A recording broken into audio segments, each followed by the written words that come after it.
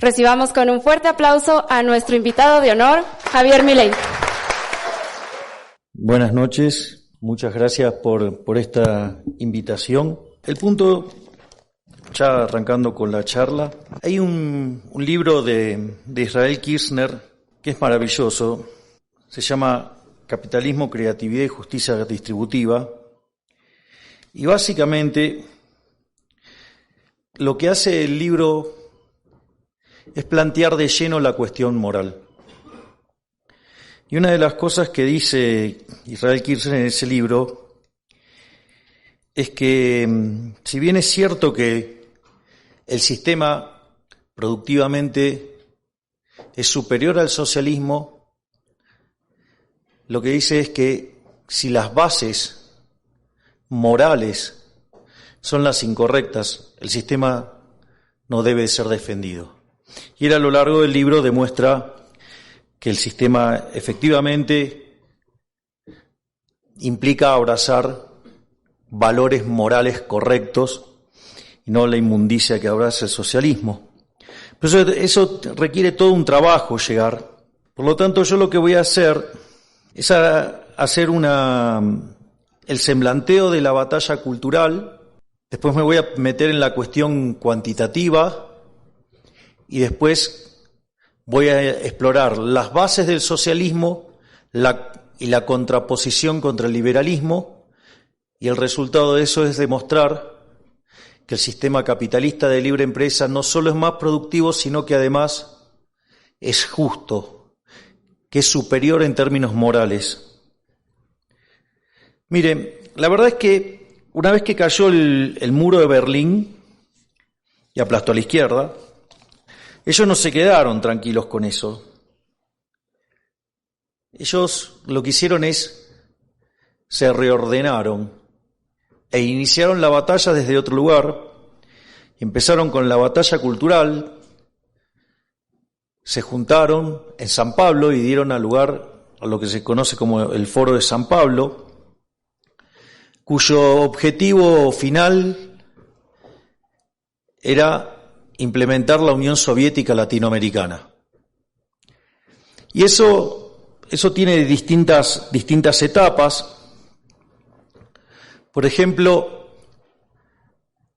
hay que tener en cuenta varias cuestiones. El primero era cómo iban a encarar esto. O sea, estas son 3 etapas. La primera etapa es 90% de batalla cultural y 10% en lo que tiene que ver con... Me desconcentra mucho la cámara acá. Sí, digamos, o sea, a punto tal que me pone fastidioso. Necesito que me tome más lejos, porque si no me molesta, claro. Entonces, en ese sentido, y el 10% restante tenía que ver cómo meterse adentro del Estado para conseguir recursos. La segunda etapa de la batalla cultural tiene que ver de la batalla, digamos, en realidad la segunda etapa para avanzar en este objetivo que tienen es 50% de batalla cultural y el otro 50% tiene que ver con avanzar sobre las empresas, regularlas, maniatarlas, hacerles la vida muy complicada y hacerlas que en el fondo empiecen a perder valor.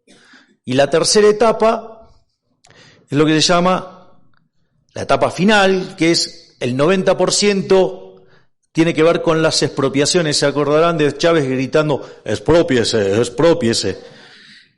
Entonces, o los dueños de las empresas las vendieron por monedas y el que no se las vendió, Dios se las expropió.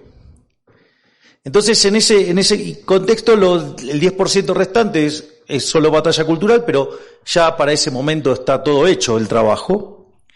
Y en ese sentido, hay que tener bien claro también cómo ellos dan la batalla cultural. La batalla cultural está inspirada en Gramsci. Gramsci lo que decía, y fíjense que lo van a ver en todos lados, pasa siempre en todos los lados de la misma manera.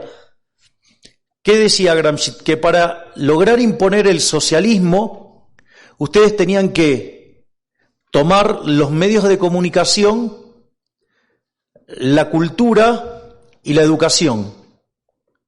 Y de esa manera lo que hacían era empezar a contaminar la sociedad con socialismo.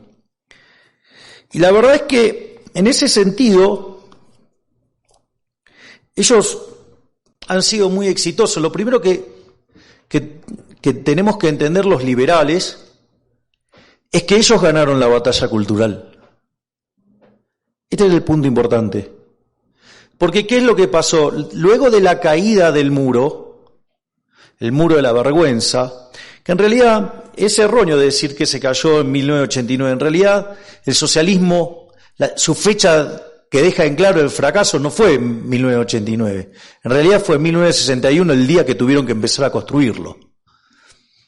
Entonces, en ese sentido,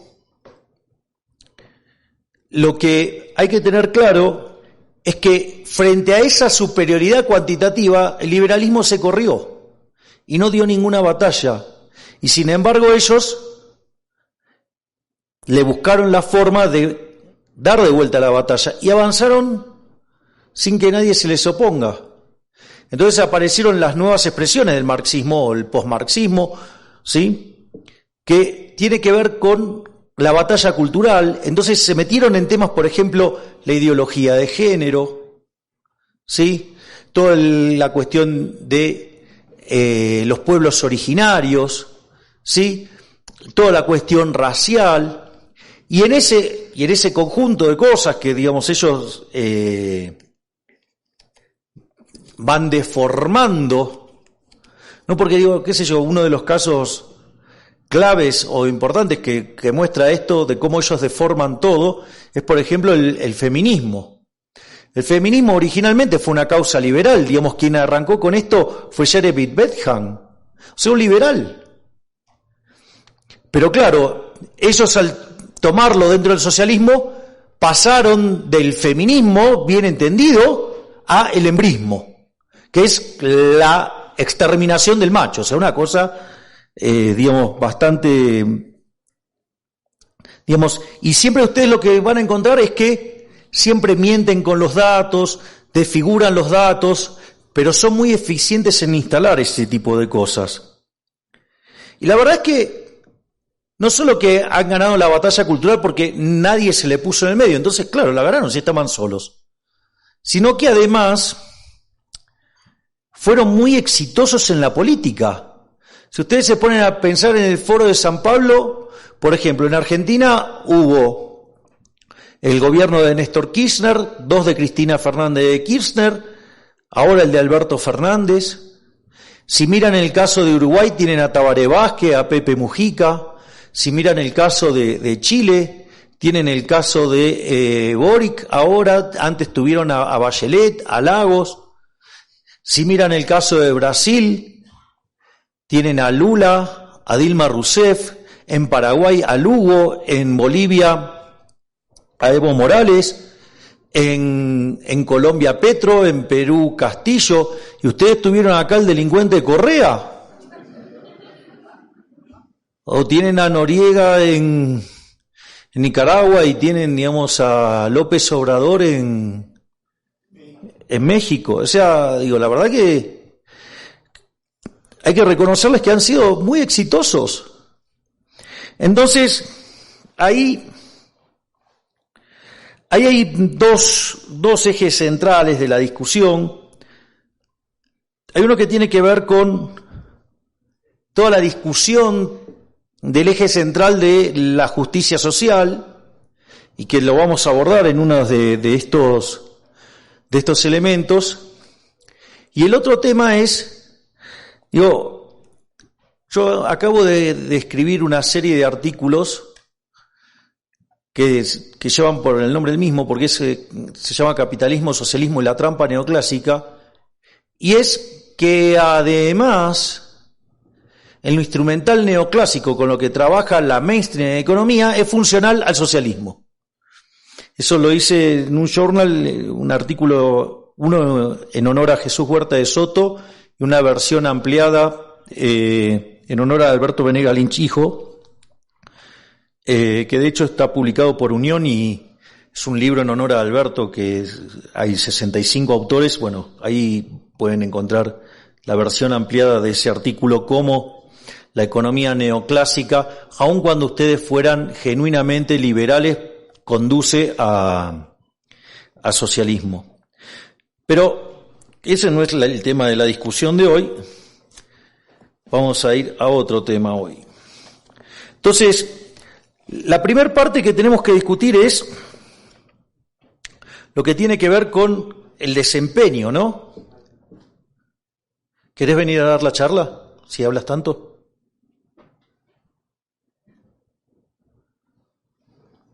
La primera es la cuestión cuantitativa. Digamos, la superioridad en términos cuantitativos. O sea, ustedes lo que ven es que, por ejemplo, aquellos países que son más libres son 8 veces más ricos que los reprimidos. No solo eso, sino que además el decil más bajo de la distribución está 11 veces mejor que su par en el país reprimido. Y además, ese ingreso que tiene el decil más bajo en el país libre es el doble que el ingreso promedio del país reprimido. Esto quiere decir que, dado que la distribución del ingreso tiene el formato de una log normal, de una chi cuadrado, ¿sí?, quiere decir que cerca del 90% de la gente en el país reprimido vive peor que lo que vive aquel que está en el decil más bajo de la distribución en el país libre. Algo así como, es mejor ser cola de león que cabeza de ratón. Y vaya que damos testimonio de eso, que preferimos ser leones. Pero no solo eso, además, los países libres tienen 25 veces menos de pobre en el formato estándar y 50 veces menos en el formato extremo, es decir, menos de $1 diario. Y no solo eso, sino que además la gente vive un 25% más, es decir, los números son abrumadores, abrumadores. Y salvo en lugares muy particulares, a nadie se le ocurre cuestionar la superioridad cuantitativa del capitalismo. Ustedes se van a encontrar que dicen, sí, el sistema es más productivo, pero es injusto. De ahí el comentario que hice al inicio sobre la reflexión que hace al inicio del libro Israel Kirzner. Porque lo que cuestionan no es la productividad. Reconocen que no hay un sistema que haya generado más productividad. De hecho, la condición del hombre históricamente fue la pobreza. En el año 1810, recién el planeta Tierra había alcanzado los 1.000 millones de seres humanos. Y el 95% de la población vivía con menos de $1 diario, estaba en condiciones de pobreza extrema. Y antes de la pandemia y las cuarentenas cavernícolas y ridículas, en un planeta de 7.800 millones de seres humanos, ese número había caído a menos del 5%. Ni que hablar el incremento de la productividad y todas las cuestiones que podamos señalar, que es lo que yo estaba manifestando recién. Ahora, entonces, también uno puede decir, no, puede alegar que hay diferencias entre los países. Bueno, entonces usted porque una parte del debate, ¿cómo se hacía? Ahí se hacía comparando Estados Unidos con la Unión Soviética. Entonces, claro, la diferencia en favor del nivel de vida de Estados Unidos era enorme. Entonces empezaban a decir que el problema pasaba por ¿dónde? Que estaban comparando países muy distintos, muy disímiles. Entonces, una de las comparaciones interesantes que se hicieron fue entre la Alemania occidental y la Alemania oriental, es decir, la capitalista y la comunista. Es decir, el muro lo tuvieron que hacer los comunistas para que la gente no se fuera del otro lado. Poca gente lo tiene presente, pero hasta 1961 ustedes podían ir de un lado al otro. Ahora imagínense ese día de 1961 que se levantaron y se encontraron con que estaban construyendo el muro. O sea, primero era un alambrado. De hecho, hay una canción de un cantante, que en paz descanse, un cantante lírico que se volvió un cantante popular llamado Nino Bravo. Lo que pasa es que el pobre le tocaba competir con Kraus, con Alfredo Kraus, con Plácido Domingo y con José Carreras, los españoles, ¿no? Que estaban ahí, o sea, la tenía complicada, la tenía un poquito difícil. Se dedicó a la música popular y tiene un tema que se llama Libre, que justamente cuenta la historia de un muchacho de 18 años que intenta huir del muro. Es decir, la familia le había quedado del otro lado y durante un año él va pergeñando cómo huir. Y es muy interesante porque en una parte dice, con su amor por bandera se marchó cantando una canción, marchaba tan feliz que no escuchó la voz que lo llamó y tendido en el suelo se quedó sonriendo y sin hablar. Entonces dice, flores de rojo carmesí de su pecho brotaban sin cesar, lo habían reventado a tiros. Más allá, de la cuestión metafórica, de cuando entraban en esa zona que era en la que corrían el riesgo de ser detectados y asesinados, ¿qué es lo que hicieron? Peter Fetcher no murió en el acto, o sea, estaba vivo. ¿Y qué hicieron los malditos comunistas? Lo llevaron al centro de la ciudad y lo dejaron agonizando durante 3 horas para que vieran lo que les iba a pasar si intentaban escaparse. Está claro que ya para 1961 y 1962 habían perdido. Ahora, otro caso que pueden ustedes comparar es Austria y Hungría, es decir, lo que era el imperio austrohúngaro. Austria con el capitalismo prosperó, Hungría con el comunismo se hundió. También pueden comparar Corea del Norte con Corea del Sur.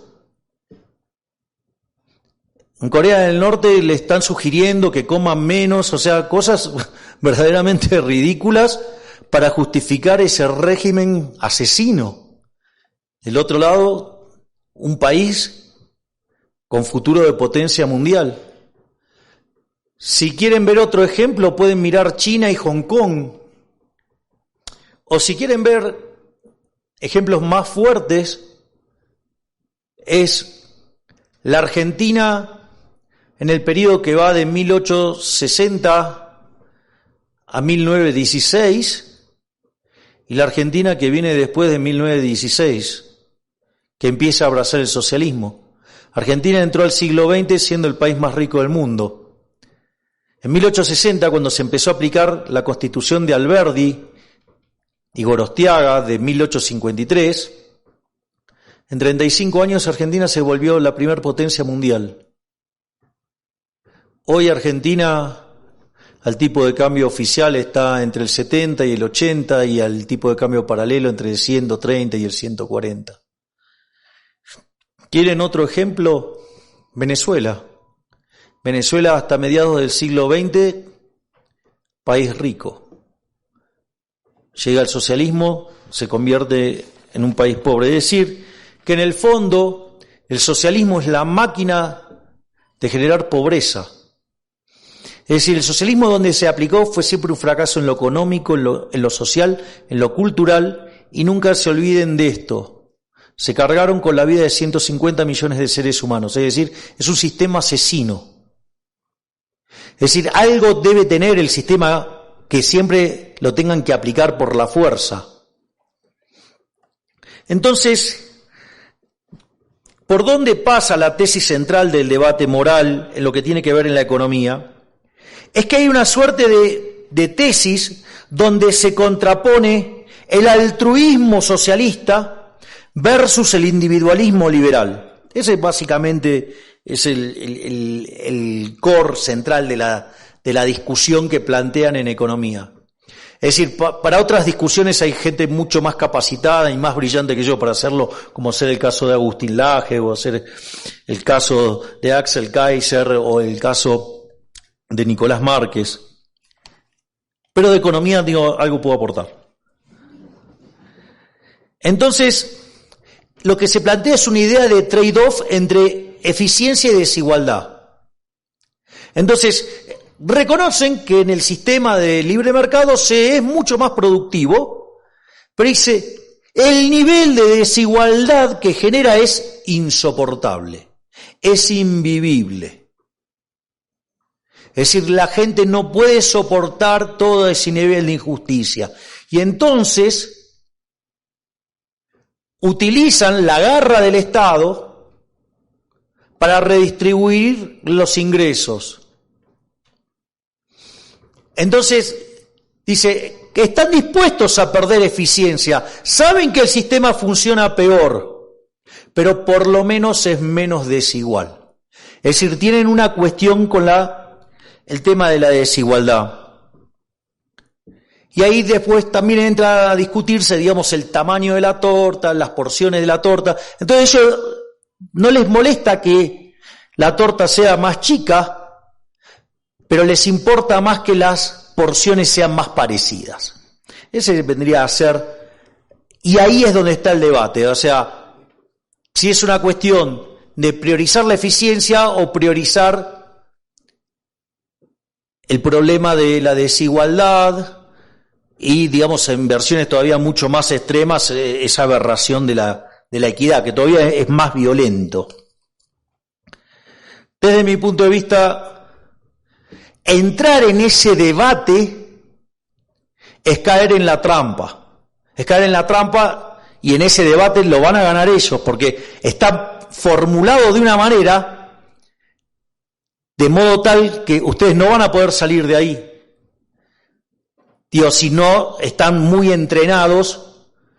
Por ejemplo, si ustedes adhieren al paradigma neoclásico de producción perfecta, de información perfecta, donde la economía queda definida por los parámetros profundos, como diría Robert Lucas Jr., en términos de preferencias, tecnología y dotaciones, no hay nada que hacer, porque en realidad es un mero ejercicio de optimización. Entonces ustedes agarran, resuelven el ejercicio de optimización, sacan la máxima producción posible y después la redistribuyen. Lo cual está inspirado en John Stuart Mill, que era lo que decía, que la producción era independiente de la distribución. Entonces ustedes se tenían que dedicar a producir y entonces después no importaba cómo quedaba la distribución, ustedes después la podían modificar, total eso no iba a tener impacto.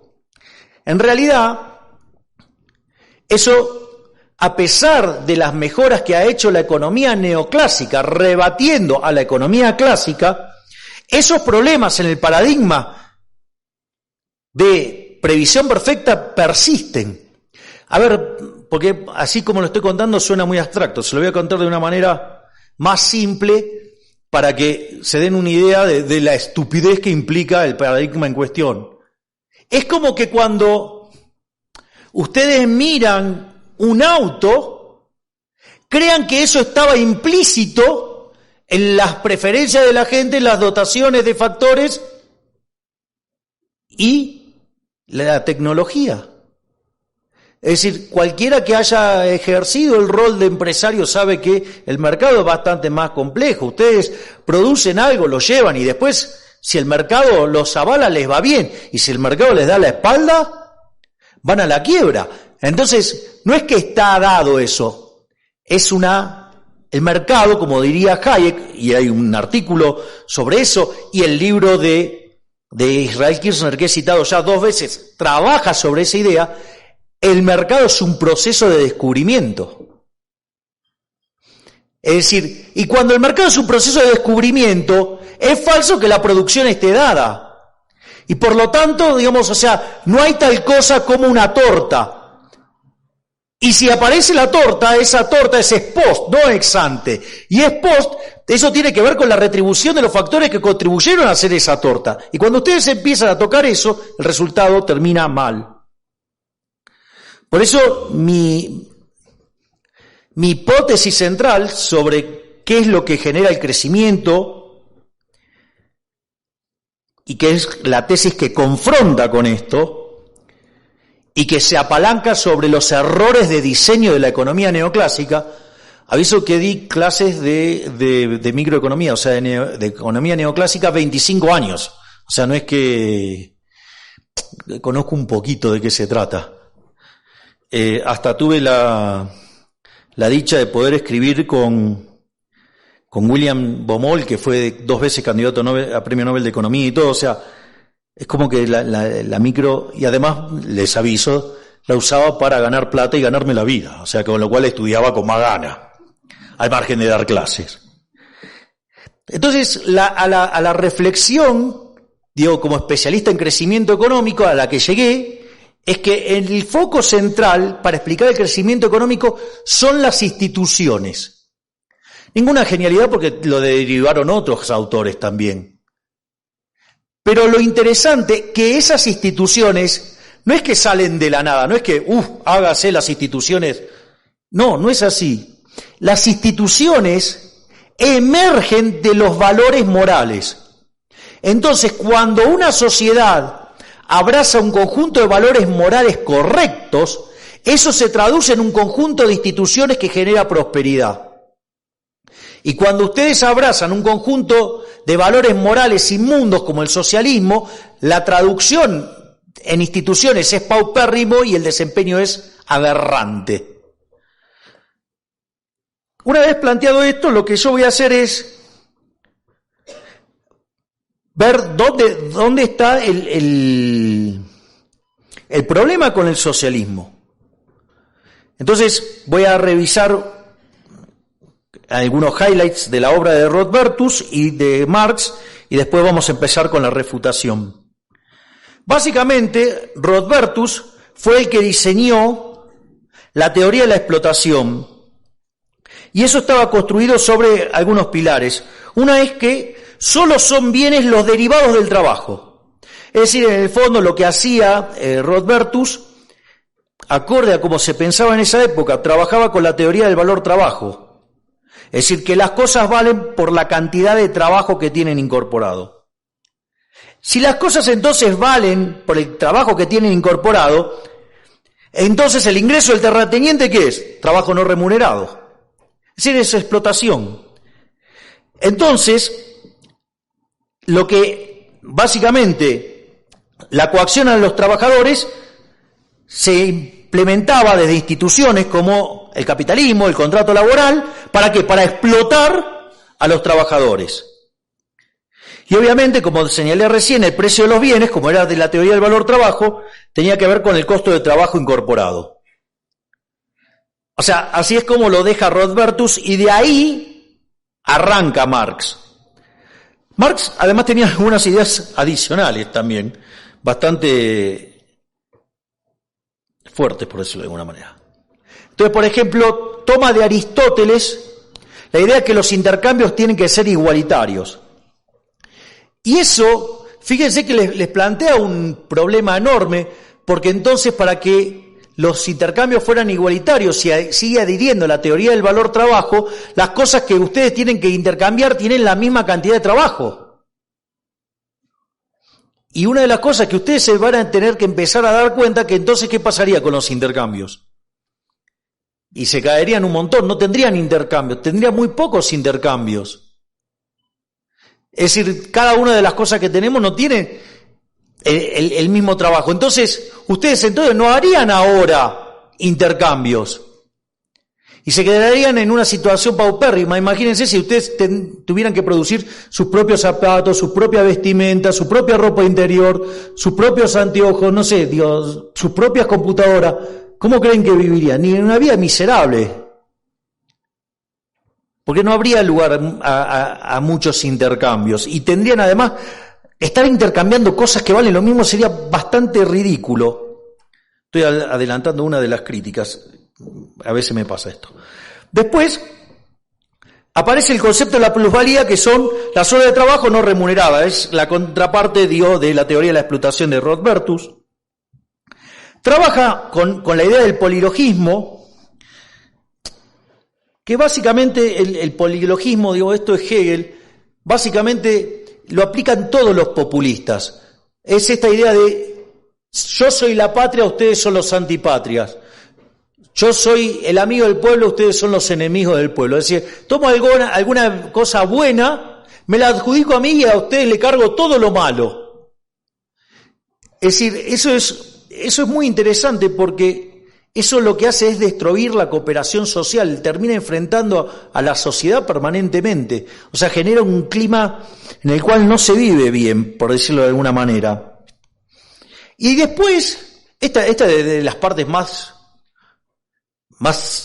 sacada de la galera de la obra de Marx, es esto, digo, que la dinámica iba a llevar al socialismo, porque en realidad ustedes lo que tienen era que el mercantilismo era la tesis, la antítesis era el capitalismo y la síntesis de eso era el socialismo.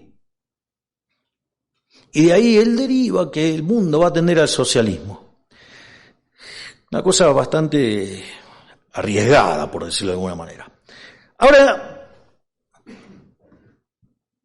la teoría de Rodbertus y de Marx, o sea, fueron refutadas. La verdad que todo lo que contenía teoría del valor trabajo se cayó a partir de 1871 con la obra de Karl Menger, Principios de Economía Política, donde desarrolla la teoría subjetiva del valor, y eso lo hizo en simultáneo con otros autores, por ejemplo, el caso de William Stalin Jevons o el caso de León Balrá, que le fueron dando forma a la teoría subjetiva del valor. Por lo tanto, ahora el valor de las cosas no venía dada por la cantidad de costos que tenía incorporado, sino que venía dado por las preferencias y la escasez. Pero además, con lo cual eso hace que Marx ni siquiera quiera publicar el segundo tomo del Capital, porque de hecho es falso que no lo tenía, porque él siguió escribiendo y haciendo otras cosas, pero en realidad su teoría se había caído. Y por eso fue publicado tanto el tomo 2 como el 3, que es una recopilación de cosas, lo hace Engels cuando Marx ya había muerto. Ahora, pero no solamente tenemos el problema de la teoría del valor, sino que además tenemos el problema la realidad es que no solo se produce con trabajo, se produce con capital, se produce con materias primas y sobre todas las cosas, tiempo. El tiempo tiene un rol fundamental en todo esto. Después hay otro problema más con la teoría del valor trabajo, ¿no? Porque la teoría del valor trabajo determina los precios. Ok, determina los precios. Pero ¿en qué se determina el salario? O sea, el salario tiene que ver con los precios. Entonces, ¿qué pasa? Ustedes para determinar los precios necesitan saber la teoría, digamos, el valor trabajo. Pero, o sea, para saber el valor trabajo necesitan los precios. O sea, ¿qué tienen? Un problema de circularidad. Por ende, el sistema no tiene solución.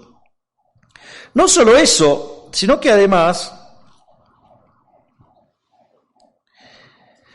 hay otro problema más que también lo muestra ridículo. Porque si el precio de las cosas viene dado por la teoría del valor trabajo o alguna teoría objetiva del valor, en el fondo, cuando ustedes están determinando el precio, ¿qué es lo que están haciendo? Están sumando costos.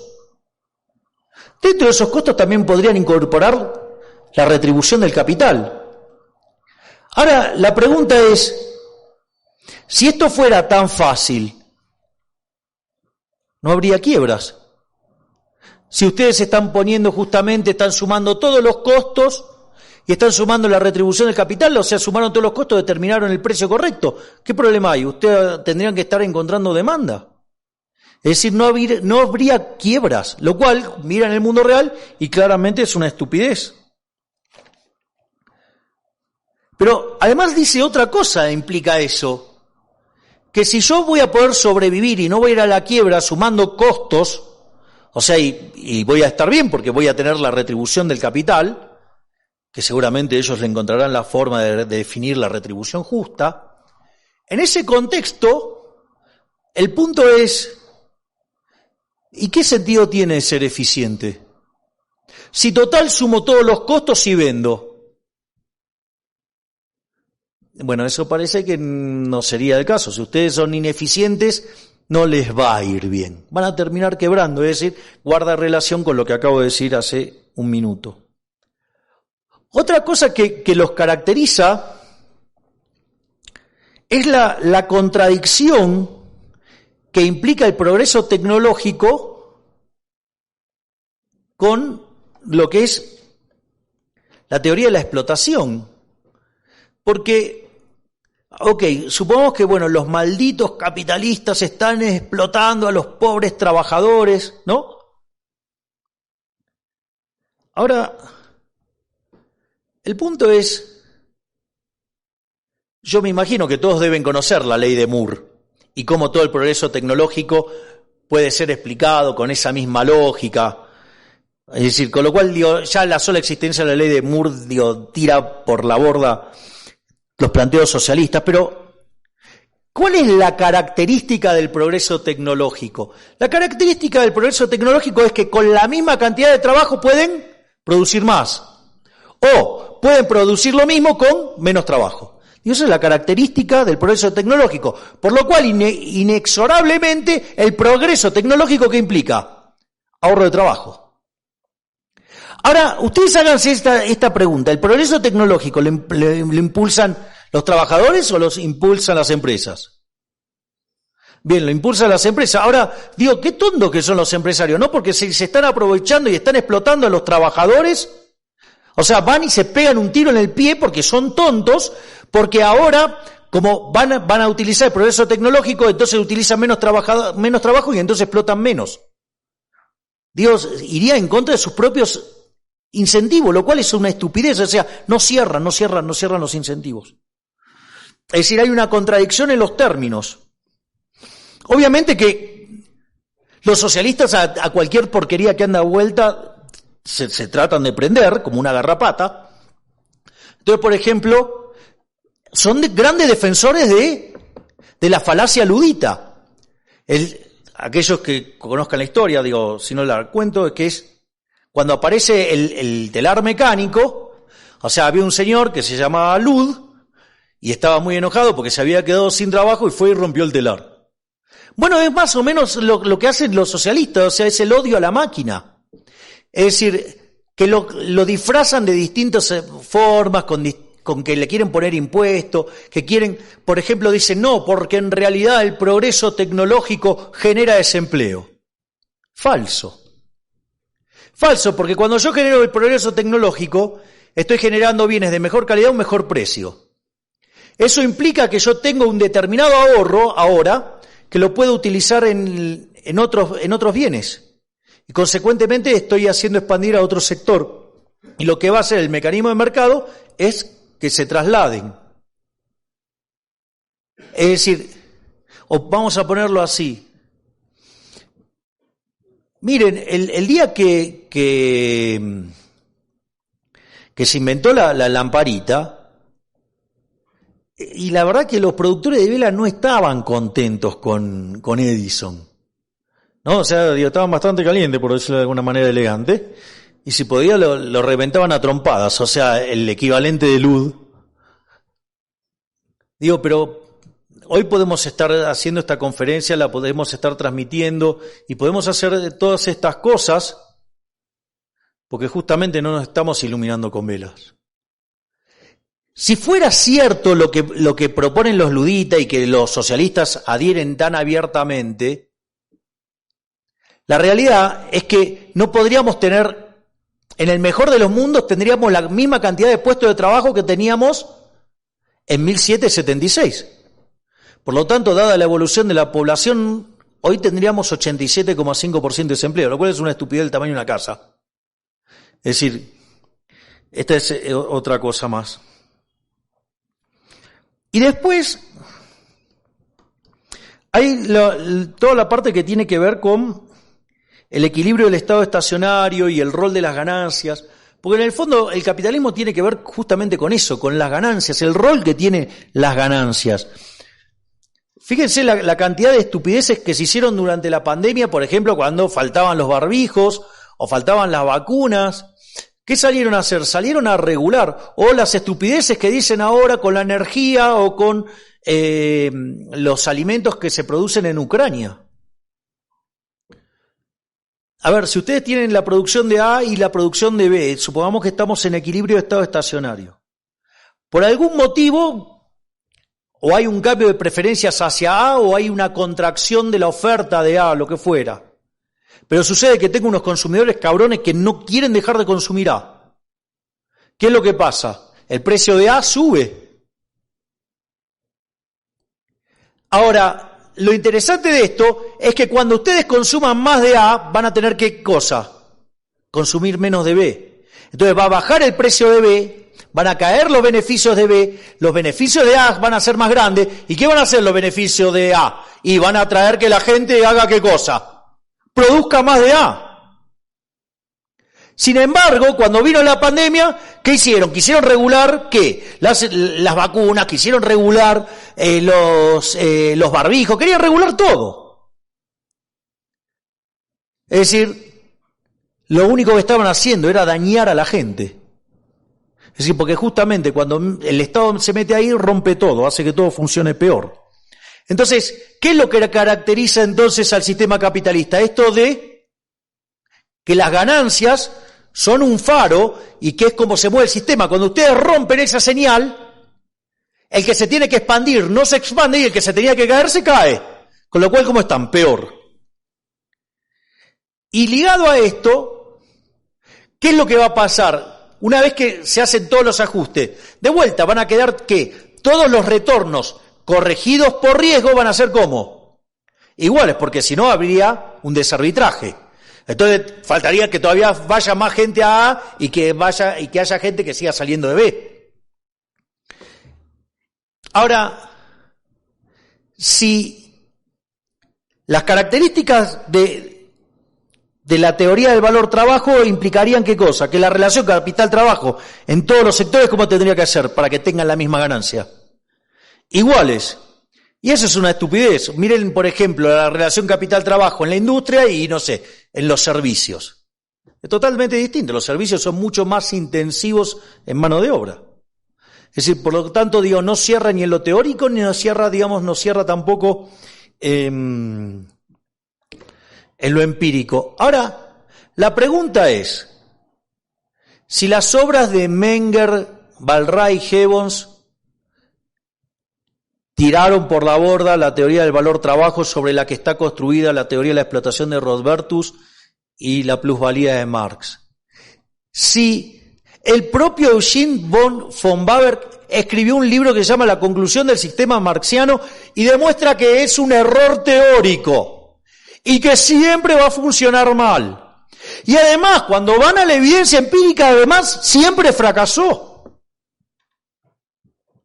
Igual, para ellos eso es una cuestión discutible. Cuando fue el debate para diputados nacionales, en el debate de la provincia de Buenos Aires, a mi colega José Luis Espert le toca debatir mano a mano con Nicolás del Caño. Entonces, José Luis le dice, dame un caso exitoso. Le contestó la Unión Soviética. Listo, está todo dicho. Entonces, la verdad es que la pregunta es si siempre fracasó en lo teórico, fracasó desde el punto de vista empírico. El punto es entonces, ¿por qué siguen sosteniendo al socialismo? ¿Por qué lo siguen defendiendo? Si todo lo que toco a la ruina, donde aparece la miseria, el hambre, digamos, la guerra, es todo un desastre. ¿Por qué? Y esto a mí me inspiró la respuesta, un libro de Mises que se llama La mentalidad anticapitalista. Y es muy interesante porque ¿qué es lo que hace el sistema capitalista? Y los pone a competir. Y obviamente en esa competencia va a haber uno que va a ganar y el resto pierde, por decirlo de alguna manera. ¿Qué hace el socialismo? El socialismo se alimenta de la envidia, del odio, del resentimiento y le dice, no, vos no perdiste porque el otro es mejor, sino que el otro te ganó porque hizo trampa o porque pertenece a la burguesía o porque esto, porque lo otro. Es decir, le da un fundamento, ¿sí?, que le permite canalizar su bronca, su envidia, su odio, su resentimiento por haber perdido. Es decir, si yo voy a jugar contra Federer y Federer me gana 6-0, 6-0, ¿sí? No es porque Federer es mejor, sino porque en realidad hay toda una conspiración que hizo que Federer, digamos, me ganara 6-0, 6-0. Bueno, podría pasar una vez, pero si el experimento lo repetimos 1000 veces, ¿cómo va a ser siempre 6-0, 6-0? O sea, no hay chance que sea de otra manera. Pero, ¿qué es lo que hacen? Entonces trabajan sobre lo peor de la esencia del ser humano. En lugar de reconocer que el otro es mejor, busca una justificación para demonizar al mejor. Y eso lo vamos a ir viendo en distintos ejemplos que voy a hacer cuando veamos el tema de la distribución del ingreso. Ahora vamos a ir por el tema de la imposibilidad del socialismo. El primer argumento así fuerte y sólido es el de Mises en su obra Socialismo, que es interesante porque dice el socialismo no puede funcionar porque no permite el cálculo económico. Entonces la pregunta es, ustedes dirán, ¿qué es el cálculo económico? Bueno, ahora es lo que voy a contar ahora.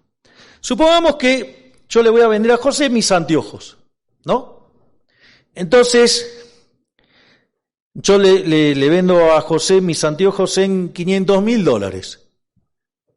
Si lo ven en otra conferencia he duplicado el precio porque las encuestas me están dando mucho mejor.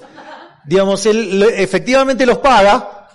Y ustedes podrían decir que caro, pero lo que ustedes no saben es que José viene del futuro y sabe que yo he sido presidente de Argentina y he logrado sacar al país de la miseria.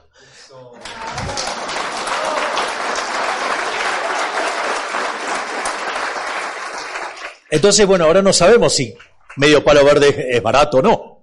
Pero bueno, esa es una información que él tenía. Entonces, ¿qué es lo que pasa? El sistema de precios funciona de esta manera. Yo le vendo los anteojos a él me da una cantidad de dinero. Y eso lo que me permite es un registro histórico que se llama precio. O sea, la cantidad de dólares que me dio respecto al anteojo me da el precio. Eso se convierte en una señal que se transmite al sistema. Entonces, eso genera coordinación de los agentes. Hay algunos que a ese precio quieren vender y hay otros que a ese precio quieren comprar. Y como puede que no se dé que oferta y demanda sean iguales, cuando la demanda supere la oferta, ¿qué va a pasar? El precio sube y cuando se dé el caso opuesto, el precio cae. Es decir, que el sistema de precios es un mecanismo de transmisión de información, coordinación y ajuste. Ahora, toda esta magia que resuelve el sistema de precios partió desde qué situación, donde yo soy el dueño de los anteojos que le estoy vendiendo a José y José es el dueño de la plata que me está pagando. Porque si no fueran míos los anteojos, los podría vender a cualquier cosa y en total no son míos. Y él, si la plata fuera de otro, ¿qué problema tendría? Si total es de otro. Entonces, en ese contexto, fíjense que es imposible hacer el socialismo, que es la negación de la propiedad privada. Consecuentemente, ¿cuál es el resultado? No pueden hacer cálculo económico. Y por ende, el sistema se derrumba. Fíjense que cuanto más regulan un sector, al sector peor le va. ¿Por qué? Porque cuanto más presencia del Estado tienen, esa señal de precio, ¿cómo está? Cada vez más contaminada y por ende cada vez funciona peor. En el extremo del socialismo real, el comunismo, digo, no hay propiedad privada, el sistema, ¿qué va a tener que pasar? Se derrumba. De hecho, una de las cosas que hacían los rusos era mandar espías a Estados Unidos. ¿Saben para qué? Para ir a recolectar los precios. Entonces, digamos, para poder hacer esos asientos contables, lo cual también era una ridiculez, porque no estaba teniendo en cuenta ¿qué cosa? Las preferencias de los rusos, no tenía en cuenta la tecnología de los rusos ni las dotaciones de los rusos. El otro argumento son los argumentos que plantea Jesús Huerta de Soto, que dice hay dos problemas estáticos y dos dinámicos. El primer problema es el problema del conocimiento. Es decir, la cantidad de información que ustedes necesitarían poder procesar para poder hacer eso. Es decir, piense que ustedes tendrían que conocer las preferencias de todos los agentes de la economía, pasados, presentes, futuros, con lo cual además van a tener que conocer qué cosa, sus preferencias sexuales y cómo eso va a derivar en qué, en la evolución del tamaño de la población y las preferencias que van a tener los que van a nacer. Y eso lo tienen que hacer sobre los bienes pasados, presentes y futuros. Sino que además también tendrían que conocer la tasa de preferencia intertemporal. Tendrían que conocer las dotaciones de recursos de la economía. Y ustedes saben que conforme va evolucionando la humanidad, a cosas que antes no le daba importancia, ahora pasaron a convertirse en un recurso. Entonces, tienen que estar viendo cómo va a evolucionar la dotación de recursos y cómo va a evolucionar la tecnología, con lo cual además también tienen que poder prever el progreso tecnológico. Y para hacer eso ustedes deberían ser omniscientes, omnipresentes y omnipotentes. Es decir, que el socialismo parte de la base de que ellos son Dios. ¿Y saben qué? No son Dios. Y por ende, cuando se meten, hacen un desastre. Una de las cosas que contaba José era impresionante. El gobierno argentino se jactaba todo el tiempo de ser un ¿qué? Un gobierno de científicos. Te toma decisiones racionales. Mira cómo está la economía. Estamos cada vez peor. No solo eso. Ahora supongamos que, no sé, por algún mecanismo, no sé, aparece la megacomputadora. Allende vivió prometiendo que ya tenían la computadora que iba a poder hacer todos los cálculos. Y es interesante porque supongamos que, bueno, de alguna manera ustedes pudieran hacerse de toda esa información y pudieran procesarla toda. Hay un problema adicional. Supongamos que a mí me gustara el básquet. Entonces, nada, me encanta. Voy a mostrar que tengo unos cuantos años. La voy a hacer más grosera. Kareem Abdul-Jabbar. Es más, si me quiero decir al canchero, lo digo en su nombre antes de conversión. Lua Alcindor, que era un jugador que jugaba en Los Ángeles Lakers. O puedo, para hacérsela fácil, no sé, Michael Jordan. Ahora viene Michael Jordan, le digo, bueno, quiero saber cómo haces para volcar la pelota. Entonces el tipo, supongamos que pudiera ponerlo por escrito cómo hace. Ahora, si yo le doy por escrito cómo de puño y letra de Michael Jordan, cómo hacía para volcar la pelota, o cómo, Kareem Abdul-Jabbar hacía el gancho rascacielos, o no sé, cualquiera de esas jugadas maravillosas que hacían estas personas. La pregunta es, ¿ustedes lo pueden hacer? No. Es decir, no pueden importar el know-how. Es decir, lo mismo que le diga, no, che, Salame, ¿por qué no volcás la pelota como Shaquille O'Neal? Y bueno, empecemos porque Shaquille O'Neal mide 2,18 m. ¿No? O sea, hay una pequeña diferencia. No sé cuántos en la sala miden 2,18 m acá. Ahora, no es solo eso, también tiene problemas. Entonces, ya ahí se dan cuenta que en términos estáticos no funciona, pero es peor, en términos dinámicos tampoco funciona. Porque, acorde a lo que estuvimos viendo, el proceso de mercado es un proceso de descubrimiento. Es decir, ustedes van al mercado, llevan un producto, y si a la gente le gusta, les va bien, y si les va mal, quiebran. Es un proceso de descubrimiento. Ahora, en ese proceso de descubrimiento, entonces, ustedes no pueden transmitirle al órgano de planificador central la información, ¿por qué? Porque básicamente todavía no la descubrieron. Es decir, se van a enterar cuando estén ahí en el mercado interactuando. Por ende, siempre la información, ¿cómo le va a llegar? Tarde. Y si ustedes toman decisiones con información tardía, ¿qué va a pasar? No sé, ¿hubo algún partido de fútbol? Hoy le ganó Alemania 1-0 a Holanda. Bueno, supongo que ustedes no tienen esa información y yo ahora empiezo a hacerles apuesta que, yo en favor de Alemania. Y voy a timar a un montón de ustedes. ¿Y cómo van a terminar? En la quiebra. Entonces, bueno, esto es lo mismo. ¿Por qué? Porque le está llegando tarde la información, los estoy timando. Es decir, el socialismo es una gran estafa intelectual. Es decir, Y ellos dicen que ellos son los científicos y todo. Pero esto también es bueno tenerlo en cuenta, porque eso es el motivo por el cual le llegan a la gente. Porque ellos le prometen cosas con certeza.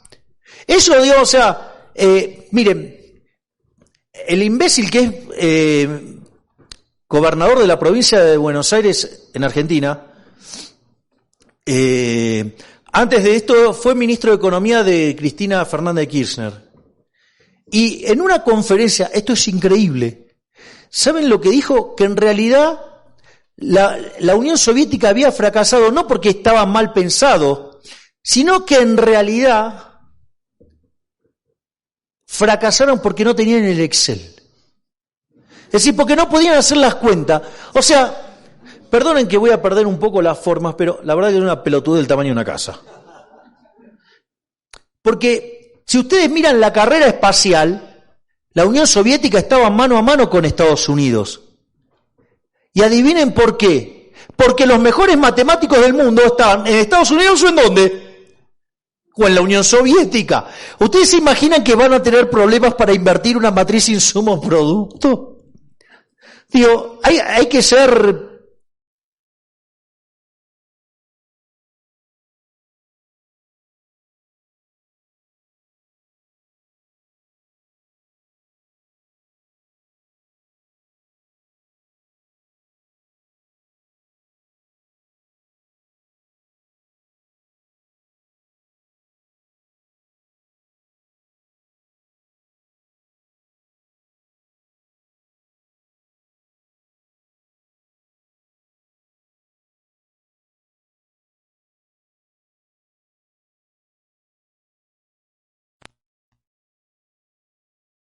es excremento. Entonces, ¿qué es lo que pasa? Como el socialismo bloquea esta generación de información, cuanto más eficiente es en eso, más daño causa. Por eso tienen que tener mucho cuidado cuando aparece uno que dice que quiere un Estado presente y es un administrador eficiente. Tengan cuidado porque los va a reventar. Porque no lo va a poder hacer bien, pero si es eficiente le va a hacer un daño tremendo. Entonces una de las cosas que empezaron a descubrir los rusos, ¿qué era? Que en realidad aquellos segmentos que se escapaban en el mercado informal, ahí las cosas prosperaban y el problema desaparecía. Entonces, ¿qué encontraron? Una contradicción en sus términos. Porque cuanto más Estado había, las cosas peor funcionaban. Pero cuando el Estado se corría del medio, las cosas florecían.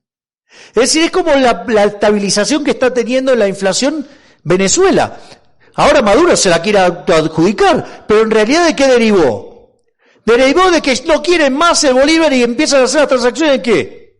En dólares. Me parece que hay un lugar en América Latina que conocen esa experiencia. Miren qué loco, ¿no? Porque yo lo estoy proponiendo en Argentina y el viaje mío, miren que es todo una señal. ¿Cómo fue mi viaje para venir acá? Primero fui a Panamá y después vine para acá a Ecuador y ahora después me vuelvo a Argentina.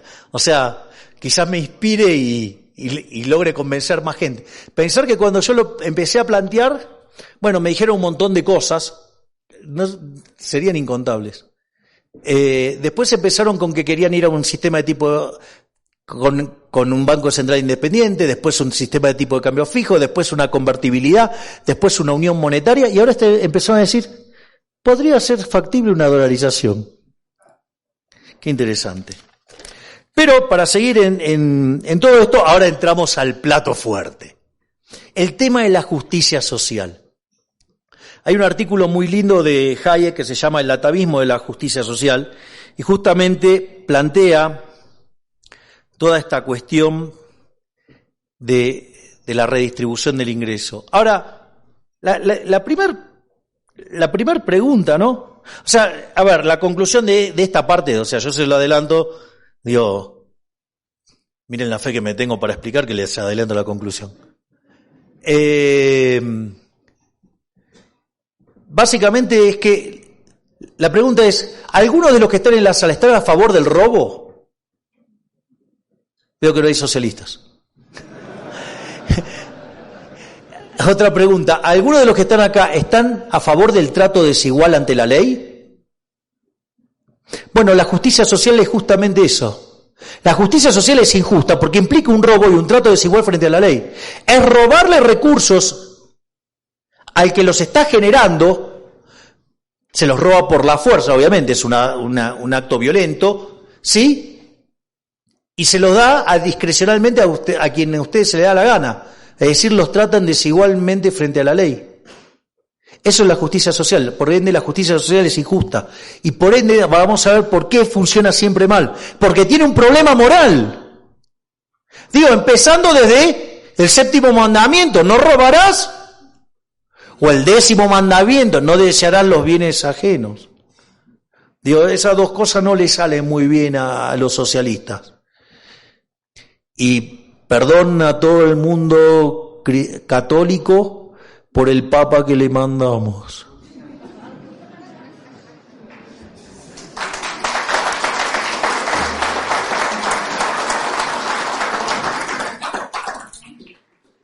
Entonces, pero bueno, vamos a meternos ahora en el barro de discutir la distribución del ingreso. El primer punto es, ¿cuál es el indicador? Digo, porque el primer problema, ¿cuál es el indicador? Por ejemplo, un indicador es el rawlsiano, inspirado en Rawls, diciendo que la utilidad es de la gente que peor está. Entonces, el rawlsiano toma el decil más alto contra el decil más bajo. Ahora, fíjense, por ejemplo, Piketty. Piketty en su obra El Capital del siglo XXI, una de las cosas que usó fue un rawlsiano rengo. Porque él solamente tomó, por ejemplo, el percentil más alto de la distribución, o sea, particionó en 100 y tomó el más alto, para mostrar que el sistema era injusto. Ahora la pregunta es, ¿y contra quién lo comparó? No lo comparó contra nadie, solamente tomó cuánto, digamos, o sea, se llevaba al 1% de la población y con eso, digamos, mostrar que el sistema es injusto y que entonces había que reventar los impuestos, o sea, robarle el dinero. Y fíjense qué loco, ¿no? Porque cuando toma esa definición, además lo hace sacando bienes que son, por ejemplo, muy importantes para las personas. Es decir, una persona que muy acaudalada, el auto, por ejemplo, es una cosa de segundo orden. Pero para una persona, digamos, que está en los estratos más bajos, es todo un avance tener un auto. O los electrodomésticos. Entonces, hace una definición de capital que además penaliza a quienes. Les saca más que proporcionalmente a los que peor están. Y aún así no lo puede usar, ¿por qué? Porque no le da. Porque todo el progreso que hubo en los últimos 250 años, el tipo no lo puede explicar. Entonces termina utilizando un indicador rengo. Es decir, ¿cuánto se lleva, digamos, del mundo el 1% de la población? ¡Ey! Digo, ya hasta me arrancaste haciendo trampa en cómo me utilizás el indicador. Ni que hablar que además después le encontraron algunos errores. Uy, todos hacia el mismo lado. O sea, porque uno puede entender una vez un periodista me dijo, no, bueno, me equivoqué. Bueno, también, pero te equivocas siempre del mismo lado. Yo te puedo creer que hay un error, cuando vos el error está normalmente distribuido, te toca de un lado, te toca del otro, bueno. Pero mirate 10 veces, las 10 veces se equivocaron siempre para el mismo lado, se equivocaron para el hombre de las valijas, me parece que hay un modelo un poco más robusto. Que si le pone la valija, erra para el mismo lugar. Entonces, no es un tema menor el tema del indicador que usen. Pero además, aun cuando tengan, no sé, porque el Gini es mejor que el rawlsiano y el indicador de Atkinson es muchísimo mejor. Pero aún así, lo único que está haciendo es contar una foto, o sea, no está, o sea, si ustedes no se ponen a estudiar sobre cómo se generó esa distribución, no tienen nada, tienen una foto que no dice nada, porque miren, yo les voy a hacer un ejemplo. Tengo dos personas, una gana 99 y la otra gana 1. El rawlsiano le da 99. ¿Ustedes podrían decir que esa sociedad es injusta?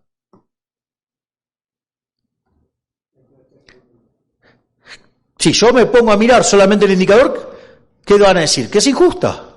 Es profundamente injusta. En pocos lugares deberá haber una diferencia de 99-1. Ahora sucede que el tipo que gana 99 está laburando 16 horas por día sin parar. Y el otro consigue uno, digamos, por depositar la cantidad de sangre en la uña que tiene de tanto rascarse durante todo el día. ¿Alguien podría decir ahora que esa distribución es injusta? Es más, profundamente injusto es lo que proponen los socialistas de sacarle 49 al que labura 16 horas para dárselos al que labura nada. Es decir, porque si los dos van a ganar lo mismo y uno se esforzó y el otro no, ¿qué va a decir el que se esforzó? No, entonces yo no laburo. Digo, me quedo a esperar que se la den a otra. Empiezo a gritar redistribución del ingreso, el Estado presente y toda esa cosa. Entonces, ¿cuál es el problema? Que, primero, la torta en realidad no existe porque se va descubriendo, pero si existiera, cuando ustedes hacen eso, ¿qué va a aparecer? Van a derrumbar los incentivos. Y el problema, ¿cuál va a ser? Que lo que van a terminar generando como producto, ¿cómo es? Mucho menor. Porque la distribución está perfectamente ligada con la producción. Es decir, ustedes, yo les ofrezco un trabajo que van a ganar 12 millones de dólares por año. Ustedes dicen, bárbaro, fantástico. Bueno, pero ahora la condición es que te pago el 31 de diciembre y la otra condición es que tenés que laburar 24 horas por día. ¿Cuál es el problema? No lo van a poder hacer, se van a morir. Entonces no pueden aceptar esa oferta porque no la van a poder materializar. Es decir, que no es lo que ustedes van a producir o lo que van a trabajar es en función de lo que están esperando como remuneración. Y eso, en la teoría neoclásica está bien explicado. Es decir, cuando ustedes miran la teoría de la distribución, cuando miran la retribución de los factores, supongamos el factor trabajo, el salario va a venir dado por el valor del producto marginal del trabajo. Ahora eso tiene dos dimensiones. Una es la dimensión valor, o sea, precio. O sea, precio por productividad marginal de trabajo. Entonces, ¿el precio de dónde sale? ¿De la interacción de qué? De las preferencias y la escasez. Es decir, ¿cuánto pagarían por un vaso de agua en el medio del desierto de Sahara? Un montón. Muchísimo más de lo que pagarían acá. Ahora, ¿y cuánto pagarían por ese mismo vaso de agua después de que tomaron 50 litros?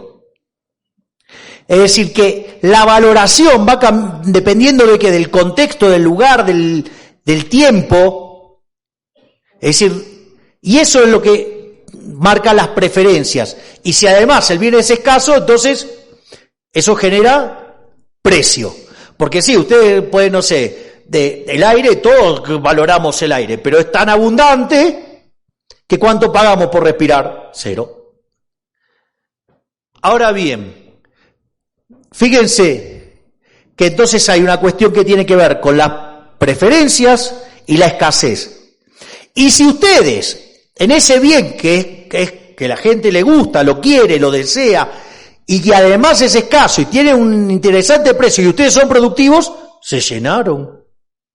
Es decir, ¿y ustedes cuánto se llevan? El trabajador se lleva el valor del producto marginal del trabajo, es decir, se lleva acorde a ¿qué? Acorde a lo que aportó a ese proceso. Por ende, cada uno se lleva acorde a lo que aportó. Por ende, es decir, ustedes se están llevando el fruto de su propio trabajo.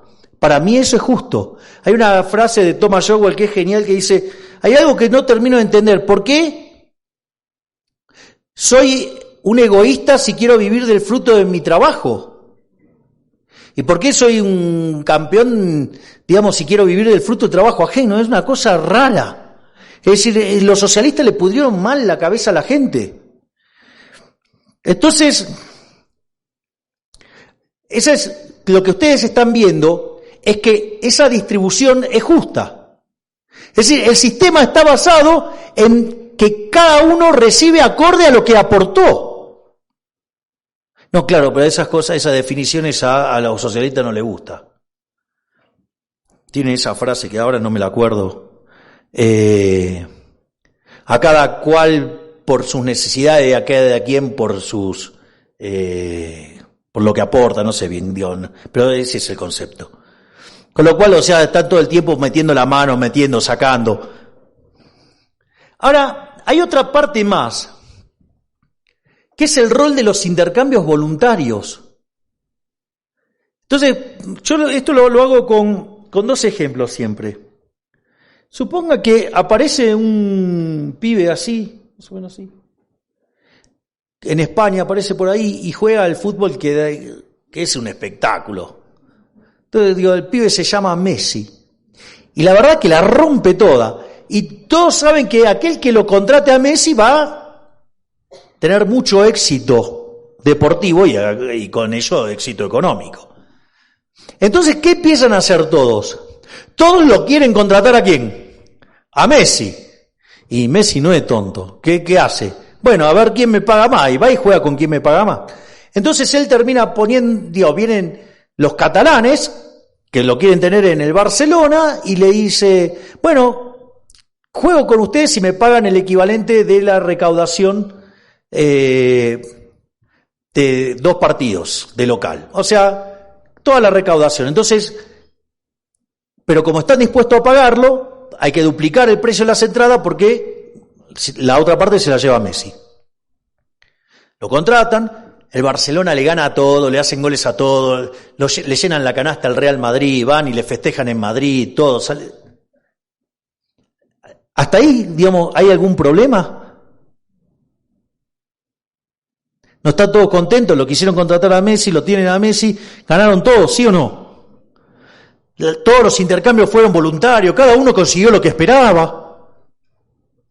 Ahora no les va a faltar el socialista que agarre y empieza a decir, pero la distribución del ingreso. Miren ustedes, todo lo que gana Messi, fíjense cómo viene. Viene primero Messi, que gana un montón de plata, después vienen todos los jugadores y directivos del Barcelona, después vienen todos los españoles, salvo los catalanes, y por último los catalanes.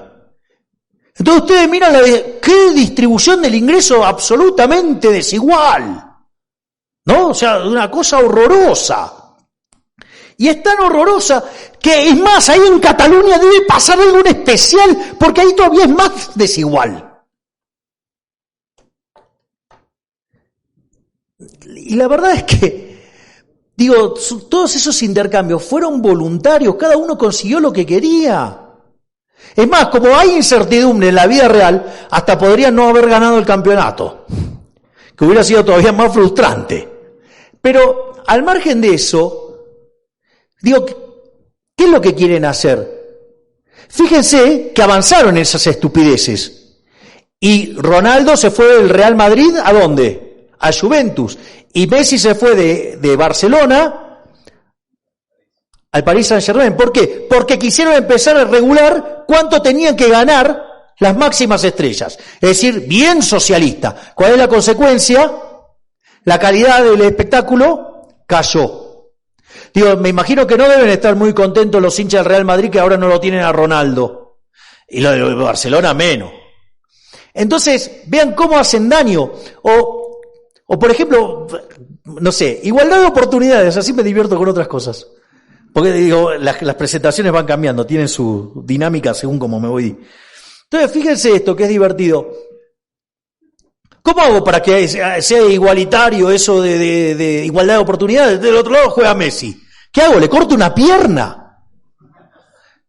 Quiero ir a jugar a la NBA y como... bueno, pero yo mido 1,80 m, entonces ¿qué hago? ¿Le corto las piernas a todos los jugadores de la NBA para que tengan la altura mía? O cuando voy a jugar con Federer le corto un brazo para que haya igualdad de oportunidades. O sea, esto... hay un personaje en la antigua Grecia que se llamaba Procusto.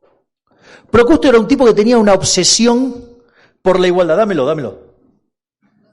Ya dejó de valer 0.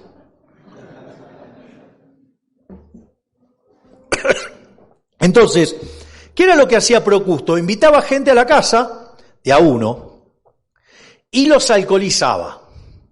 Entonces cuando ya estaban medio groggy les invitaba a quedarse a dormir en la casa. Entonces les daba una cama. Entonces, si era más largo que la cama, le cortaba las piernas. Si era más ancho, le cortaba los brazos. Y si era más corto, lo estiraba. O sea, era un sanguinario. Pero el tipo lograba que todos fueran igual. O por ejemplo, supongamos el caso, el capital humano explica 70 puntos porcentuales del crecimiento económico. Entonces, si ustedes tienen gente inteligente y todo eso, digo, es muy bueno, porque eso va a generar ¿qué? Nuevos productos, nuevos bienes, o sea, una maravilla, y vamos a estar todos mejor, ¿no? Bueno, pero aparecen los socialistas y dicen, no, bueno, pero esto genera desigualdad. Entonces, como no pueden hacer que el que está abajo esté a la altura del que está arriba, entonces ¿qué hacen? Ponen un chip nivelador. Entonces el que tiene un pensamiento, digamos, por encima del promedio, le genera una descarga eléctrica que lo inhibe de pensar. Ahora, ¿qué es lo que pasa? Cuando hacen eso, ¿el resultado cuál es? Que la inteligencia promedio, ¿qué pasó? Bajó. Entonces, ¿qué necesitan? Un nuevo chip para que queden igualados a ese nuevo nivel. Y de vuelta, ¿qué pasó ahora con la inteligencia promedio? Viajó. ¿Hasta cuándo va a bajar? Hasta que la inteligencia promedio sea ¿cuál? La del más bajo de todo. Por ende, van a tener un nivel de vida miserable. Llámese socialismo. Después, para ver el tema de los intercambios voluntarios, este ejemplo lo suelo contar, es muy divertido. Supongamos que voy a hacer un viaje en colectivo y con mi amiga Cristina. Bueno, no es el mejor día para que diga esto, dado que me están tratando de operar en los medios en Argentina. Pero al margen de eso, entonces nos vamos al colectivo y ella se sienta, obviamente, a mi izquierda. Obvio. En ese contexto, el punto es que sube un señor con todos los bolsillos llenos de dinero, o sea, estaba que reventaba de dinero. Y eso a ella le producía una situación muy irritante, le molestaba, digo, qué injusticia, todos unos secos de novela ahí arriba del autobús y ese hombre con tanto dinero. Entonces, los colectivos tienen un palo, que es como si fuera un palo de béisbol para golpear los neumáticos para ver si están bien. Entonces toma ese palo, Cristina, le pone en la cabeza el palo y le dice, o me das todo tu dinero o te rompo la cabeza. El hombre le dice, pero mire, es que es para la operación de los ojos de mi... O me das todo tu dinero o te rompo la cabeza. Bueno, el hombre tiene que hacer un cálculo, dice, si yo no se lo doy me va a romper la cabeza y se lo va a quedar igual. Y si se lo doy, por lo menos me quedo con la cabeza, puedo ver cómo consigo plata de vuelta para operar y salvarle los ojos a mi hija. Bueno, en ese contexto le da la plata y suponiendo que Cristina no vaya a comprarse carteras ni esos zapatos de la suela roja que los hace pintar de negro para que no se sepa que son los de la suela roja, y los redistribuye igualitariamente entre todos los que estamos en el colectivo. La pregunta es, ¿esta segunda sociedad es más justa que la de España de Messi? No, sí es profundamente violenta. Todo eso se logró de un modo sanguinario. Hubo violencia en el medio. Entonces, ahí lo que tenemos que tener en cuenta es que los impuestos son un robo. Es decir, nadie paga voluntariamente los impuestos. Es decir, ustedes pagan los impuestos porque es a punta de pistola. Siempre recuerden esto. Miren, por culpa de una regulación, de un salame, Al Capone fue catalogado de asesino, de traficante, pero ¿por qué fue preso? Porque la de los políticos no se toca, la de los políticos, la casta no se toca, la de ellos es sagrada. Es decir, ustedes pueden matar, pueden traficar lo que quieran, pueden hacer cualquier desastre, pero no se les ocurra meterse con la guita de los políticos, porque ahí sí les puedo asegurar que lo van a hacer pelota. Entonces, lo que hay que entender que entonces que el Estado además es una organización criminal, una organización violenta, que vive de una fuente coactiva de ingresos llamada impuestos, o sea, no son voluntarios, se pagan a punta de pistola, y por ende los políticos son ¿qué? Unos ladrones. Por eso la primera cosa que hice siendo diputado fue devolverle a la gente la dieta. ¿Por qué? Porque filosóficamente tengo un problema. O sea, esa plata no la consiguieron voluntariamente, la consiguieron a punta de pistola. Entonces, ¿cuál es el problema? El problema es que tiene un vicio de origen ese dinero. Entonces por eso lo devuelvo. ¿Y cómo hago para hacerlo? Y que no esté adentro mi subjetividad. Porque hay gente que dice, no, a mí no me parece mal que sortees la dieta, pero se la tenés que sortear a el que tiene mérito. ¿Y quién definió qué es mérito? ¿Quién es el dueño del metro patrón de qué es mérito? ¿No? Entonces, al margen de toda esa discusión, lo único que ustedes se van a dar cuenta es que, ¿cómo lo pueden hacer para resolverlo de la manera menos contaminada posible? Sortearlo, que es lo que hago yo, lo sorteo. Y eso fue muy interesante porque generó mucho malestar en los políticos. Por ejemplo, 7 compañeritos de trabajo trataron de ver cómo hacer para expulsarme de la Cámara por eso. Otros quisieron crear leyes para que yo no pudiera hacer esto. Otros quisieron hacer leyes para que, si yo decidía hacer esto, tenía que haber un criterio de mérito para que se hiciera. O sea, todos son unos intervencionistas. En el fondo de la guita mía hago lo que se me da la gana. Como le cuestiono el origen, la devuelvo. ¿Se dan cuenta? Pero ni eso tienen. Pero ¿saben qué es lo que más le molestó? Es que dejarlo en evidencia. Lo que más le molestó es que se supo que ganaba mucho más que el argentino promedio y mucho más que el argentino mediano, que es el más representativo. Es decir, con lo cual eso de que lo hacen porque tienen vocación, mentira. Pero hay algo que todavía es mucho peor, y es que cuando ustedes miran el nivel de vida que llevan, no tiene nada que ver con lo que ganan. Entonces, eso es lo que genera el problema. Que es interesante, ¿no? La pregunta es, ¿y entonces que mi ley justifique de qué vive? Acá lo ven. O sea, claro, lo que pasa es que esos inútiles, como nadie va a demandar sus servicios en ninguna parte, claro, entonces para ellos esa posibilidad de ingreso es cero, ¿no? Entonces, digamos, tratan de trasladar a los demás. Entonces, en este sentido, todos estos sistemas, en el fondo, sí son profundamente injustos y están construidos sobre valores morales que son inmundos. Y cuando ustedes destruyen el sistema de beneficios, destruyen el sistema de precios, eso deriva en un peor desempeño económico y cada vez se vuelven más pobres. Es decir, que cuando ustedes abrazan valores morales inmundos como el socialismo, que son la envidia, el odio, el resentimiento, el trato desigual frente a la ley, el asesinato, bueno, eso va a derivar en instituciones que van a poner la justicia social, o donde hay una necesidad nace un derecho, todas esas estupideces. ¿Y el resultado cuál va a ser? La miseria. ¿Por qué? Porque rompen los incentivos del sistema. No hay incentivos para crear cosas. ¿Por qué? Porque si ustedes ganan plata se las va a robar el Estado. Entonces, ¿y qué es lo que hay del otro lado? Del otro lado está el liberalismo.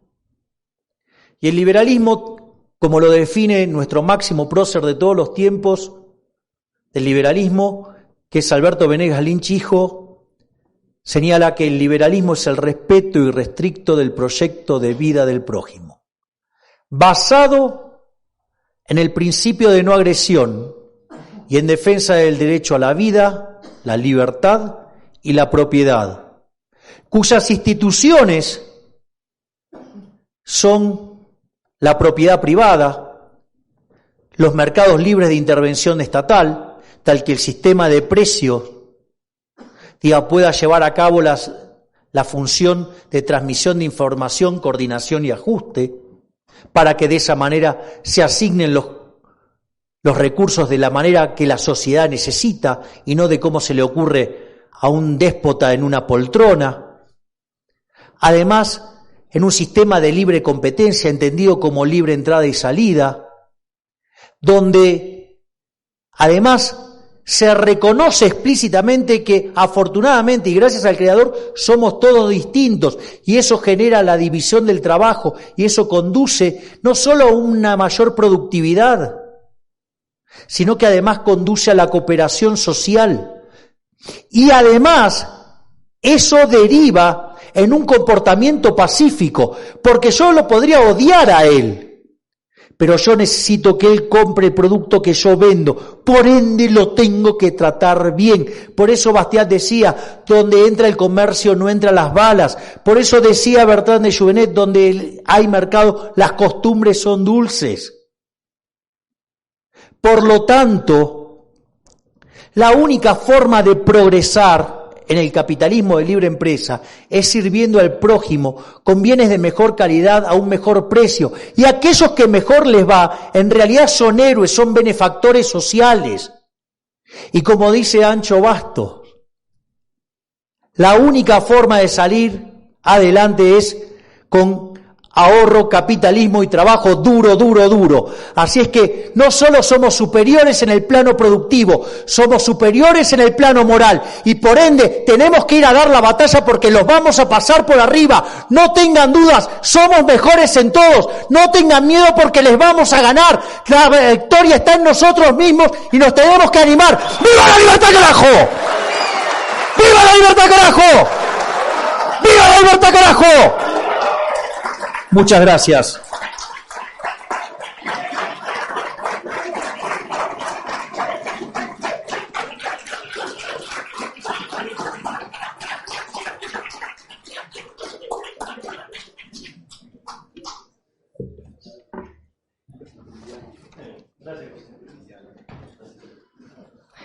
Muchas gracias, Javier. Iniciamos ahora con las preguntas que la audiencia ha publicado en Twitter para nuestros expositores. Agradecemos a Diario La Hora, nuestro medio de comunicación aliado. Serán en total 4 preguntas. Las seleccionaremos directamente de Twitter, en donde ustedes han dejado sus dudas con el hashtag DespertandoLeonesS. Si no lo han hecho todavía, este es el momento.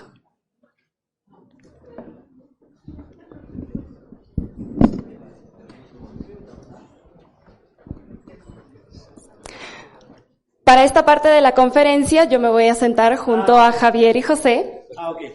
Mientras, claro que sí, mientras me llega la información directamente de Twitter. Vamos entonces con nuestra primera pregunta. Viene del usuario Jara12. ¿Cómo podemos diferenciar a un verdadero liberal de un politiquero como Lasso o Macri?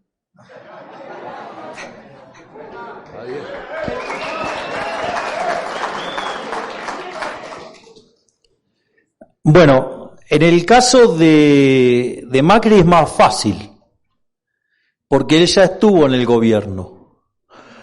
Lo que pasa es que ustedes tienen que estar, por ejemplo, hoy cuando ustedes miran televisión en Argentina o escuchan a los distintos políticos de la oposición, que en realidad son cómplices de los kirchneristas, ellos hoy recitan liberalismo, pero la realidad es que ustedes lo raspan un poquito y enseguida se dan cuenta que son unos embusteros.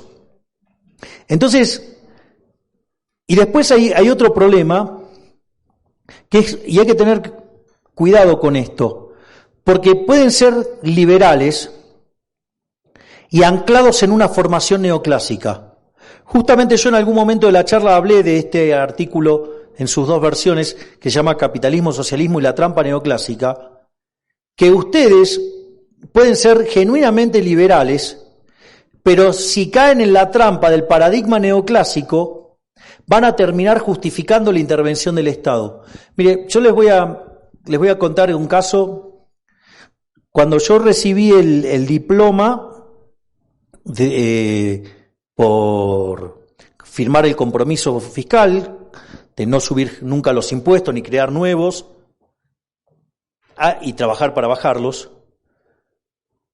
La exposición anterior a la mía, bueno, un economista liberal señalaba que lo único que justificaba la presencia del Estado era la existencia de bienes públicos o algún tipo de anormalidad como externalidades, digamos, que justifiquen fallos de mercado, problemas de información asimétrica, bueno, alguna de esas familias de problemas. O no convexidades, que son los monopolios. Entonces, eso era lo que permitía que el Estado existiera e interviniera. Y eso, digamos, o sea, dentro del paradigma neoclásico está súper establecido y ustedes pueden ser liberales y tener esa visión. Bueno, yo cuando empecé mi discurso, dije, cuando usted está viendo algo y usted cree que hay un fallo de mercado, lo primero que le sugeriría es que mire si en el medio está metido el Estado. Porque lo más probable es que usted se esté quejando de algo que está haciendo el Estado. Entonces le está echando la culpa al mercado y si después de haber revisado si estaba el Estado y el Estado no está, bueno, hagan el análisis de vuelta porque está mal. Es decir, porque los fallos de mercado no existen.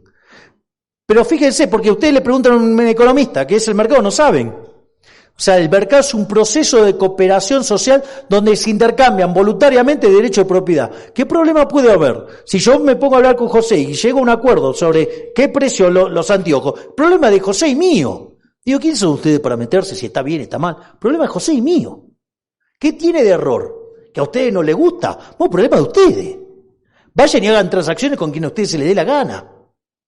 Y que esté acorde, digamos, y mientras que los intercambios sean voluntarios no hay ningún tipo de problema. Entonces, yo ahí tendría dos cuestiones. Una es para ver si verdaderamente son liberales y otra es no sea cosa que adhieren a una idea liberal pero con un marco incorrecto, que eso puede pasar. Y después hay otro problema, y eso a mí se me hizo claro cuando empezó el gobierno de Macri. Ellos empezaron a hablar de liberales y hablaban de los liberals. Claro, los liberals son los socialdemócratas en Estados Unidos, no son los liberales. Los liberales son los que se llaman los conservativos. Entonces, digo, esos problemas de pasar la traducción literal del inglés al español también genera problemas. Es decir, a veces no es que hay mala intención, a veces es otra cosa. ¿Qué sé yo? Digamos, yo puedo contestar sobre el caso de Macri. Macri, durante su gobierno, él y sus funcionarios se ufanaban de ser socialistas. Bueno, ahora decidió que no lo es. Y que el problema radicaba en que sus socios políticos, como son socialistas, no lo dejaban actuar. Llámese la Unión Cívica Radical, que es la Internacional Socialista, la Coalición Cívica, que es un desprendimiento por izquierda de los radicales, la parte de las palomas tibias, amargas del propio partido de Macri, que son todos socialistas. Bueno, ok. El punto es, ¿y por qué no te lo sacás de encima? Esa es la duda que yo tengo, o sea, porque puedo entender que hayan cometido el error de juntarse para ganar y no se dieron cuenta que eso era inviable para gobernar. Pero si ahora seguís sosteniendo lo mismo, me parece mucho más difícil. Entonces, es un proceso que tiene varias aristas para mirar. Porque de repente ustedes se encuentran con un liberal, que no es lo mismo que un liberal, o es un liberal pero está basado sobre el paradigma neoclásico y tiene todas estas deformaciones. Entonces, digo, son varias etapas, porque quizás el problema es cómo lo definen. Bueno, a veces algunos tienen claridad para definirlos y otros no. En mi caso está clarísimo. O sea, yo soy liberal libertario. Es decir, yo odio al Estado. O sea, digo, entonces... Pero de vuelta, no todos tienen esa conceptualización, entonces ustedes tienen que explorar en eso. Esa es la... Digo, no es tan fácil. Digo, tienen que tener el ojo entrenado. Déjame decirte algo, que gracias a este tema de libertarios versus lacistas o macristas es que hoy esta sala está llena. Porque gran parte de las personas que están aquí, por no decir todos, sufrimos una gran decepción con este presidente que tenemos hoy en día, que resulta ser, copiando un poco tus palabras, un correísmo educado. Pasó 14 años diciendo que nos iba a bajar los impuestos, pasó 14 años diciendo de que no estaba a favor de los subsidios o de los bonos, y cuando se sentó en la silla hizo todo lo contrario. Tenemos un ministro de Finanzas que era fan número 1 tuyo. Libertario, pero se ponía el cintillo. Y hoy en día es pro impuestos. Estamos hablando ahora de una focalización de subsidios. Entonces, todo lo contrario a lo que predicaron, hoy en día pusieron en la práctica. Esas cosas tiene la vida. Sobre todo cuando agarran la manija del Estado. Una de las cosas que yo siempre le digo en las entrevistas, le digo a la gente que el político tradicional te pide el voto para que le des el poder. Yo les pido el voto para devolvérselos. O sea, pero...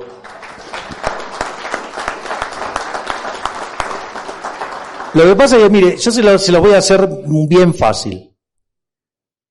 ¿Sabe? Mire, los políticos no son muy distintos que el resto de las otras personas. O sea, le diría que, salvo que tienen algunas deformaciones bien marcadas, que tienen que ver con el ego y el poder. O sea, hay una cuestión ahí. Hay una cuestión con la codicia y hay una cuestión con la lujuria. Entonces, claro, digamos, esas personas necesitan de todo eso para poder acceder a esas cosas porque naturalmente no las podrían conseguir. Y eso se vuelve como el oro de Cortés en la película de Pirata del Caribe. O sea, más iban tratando de cubrir esas necesidades y más insatisfechos se sentían. Bueno, eso es lo que les pasa a los políticos, eso es lo que yo veo entonces necesitan el poder para conseguir todas esas cosas. Claro, entonces para ellos yo soy un verdadero problema. Porque claro, digo, o sea, yo ya soy feliz. Yo no necesito del poder para ser feliz. O sea, yo para ser feliz necesito estar con mi hermana, estar con mis hijitos de 4 patas, Conan, Murray, Mito, Robert y Lucas. Como verán, digamos, mis nietitos en realidad tienen nombres de economistas. Claro, Conan el guerrero bárbaro, que me hizo abuelo. Entonces pues Murray por Murray Rothbard, Milton por Milton Friedman, Robert por Robert Lucas y Lucas también por Robert Lucas. Y es más, hasta ellos mismos eligieron los nombres, porque yo tiraba nombres y venía, y el que venía se llevaba el nombre. O sea, así que digamos, orden espontáneo en su máxima, y nada, y después, o sea, y me gusta leer la economía, y otra cosa que quiero hacer es, cuando termine mi ciclo en la política, dedicarme a estudiar la Torá. O sea, con lo cual, como verán, o sea, yo no estoy pensando en un proyecto de eternizarme en el poder, ni todo esto. Yo lo único que quiero es poner de pie de vuelta a la Argentina y que inicie un camino de reconstrucción para que vuelva a ser potencia de 35 años.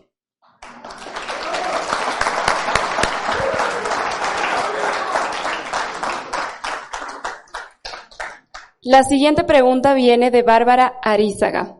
¿Cómo se pelea contra la infiltración, lavado de cerebro y hombres con maletín que tienen los líderes de izquierda dentro de todos los países en Latinoamérica? Bueno, el tema del lavado de cerebro es complicado, digo, porque como hacen siempre los socialistas, atrás de una linda idea, educación pública para todos, en realidad se esconde ahí el monstruo. Es decir, el sistema de educación pública, independientemente que sea de gestión estatal o de gestión privada, lo que hay que tener en cuenta es que el Estado no te da la educación que vos necesitas. Te da la educación que le sirve al Estado para hacerte un esclavo de la religión del Estado. Entonces, lo primero que hay que tener en cuenta es eso. Por eso, todos los movimientos libertarios tienen su origen ¿en dónde? en los jóvenes, porque los jóvenes son naturalmente rebeldes frente al statu quo, que es socialista, y no solo eso, sino que además tienen menos tiempo de exposición al lavado de cerebro de la educación pública. Y encima, en el tiempo de las redes sociales, donde ustedes van a una clase, el profesor dice una cosa, y ustedes van después, chequean en YouTube y dice otra cosa, y empiezan a evaluar a los profesores. Entonces eso es un mecanismo que está funcionando muy bien, y son los jóvenes los primeros que dieron estos pasos. Y las cuarentenas cavernícolas impulsadas por estos gobiernos, lo que hizo fue revalorizar la idea de la libertad, y en la continua interacción con padres y abuelos de los chicos empezaron a llevar las ideas de la libertad, y hoy estamos viendo un fuerte crecimiento que nos pone muy optimistas, y de poder soñar de vuelta con volver a abrazar la idea de la libertad y volver a alcanzar la prosperidad y el bienestar. Ese es básicamente el primer punto. Y el otro es, una sociedad que tiene valores morales degradados como consecuencia de tanto socialismo, y sí, claro, cuando aparece el dueño de las valijas, la gran mayoría se rinde. Nosotros en Argentina tenemos el caso de uno que es un comprador compulsivo, un comprador hostil. Separa el mundo entre lo que compró y lo que va a comprar. Entonces no sabes el problema que es cuando le aparece uno que no está dispuesto a venderse. Es decir, ese personaje hasta entra en un prostíbulo y con la billete saliendo por todos lados y se cree que es Brad Pitt. Sacarle los billetes y vas a ver lo feo que es. Yo considero que hay que trabajar mucho a nivel de colegios, a nivel de universidades, escuelas y colegios, los últimos años de las escuelas, sacar a los cubanos de las escuelas, pero como si no los podemos sacar porque el sistema los tiene demasiado enquistados, hay una herramienta que bien decía Javier hace minutos atrás, las redes.